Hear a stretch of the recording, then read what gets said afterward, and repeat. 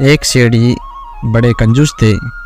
एक दिन उन्होंने दुकान पर अपने बेटे को बैठा दिया और बोले कि बिना पैसे लिए किसी को कुछ मत देना, मैं अभी आया। अचानक एक संत आए जो अलग अलग जगह से एक समय की भोजन सामग्री लेते थे।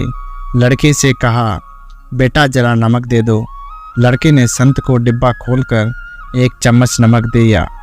सेठ जी आए तो देखा कि डिब्बा खुला पड़ा था। सेठ जी ने कहा कि क्या बेचा? बेटा बोला, एक संत जो तालाब पर रहते हैं उनको एक चम्मच नमक दिया था। सेठ का माथा ठनका।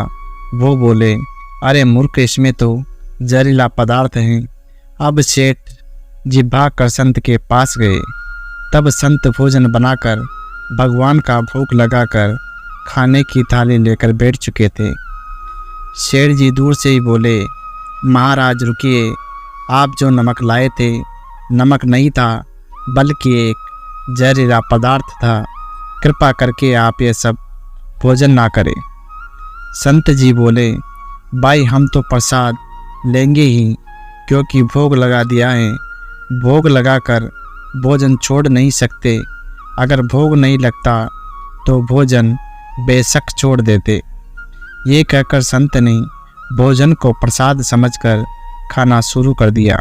सेठ जी के होश उड़ गए। वो रात भर वहीं बैठे रहे।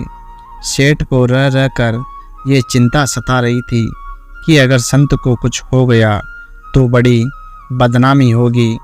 रात में अगर तबीयत बिगड़ी तो कम से कम वैद्य को दिखा देंगे। सोचते सोचते उसे नींद आ गई।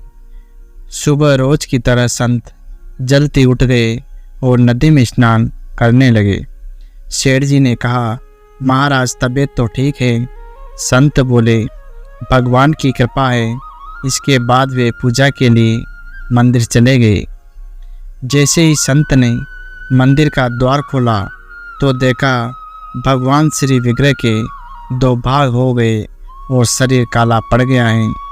ये देखते ही सेठ को सब समझ आ गया कि भक्त के अटल विश्वास को देखकर भगवान ने भोजन का जहर भोग के रूप में स्वयं ग्रहण कर लिया और भक्त को प्रसाद ग्रहण कराया। इसके बाद सेठ ने तुरंत जाकर बेटे को दुकान सौंप दी और स्वयं संत की शरण में आकर भगवान की भक्ति करने लगा।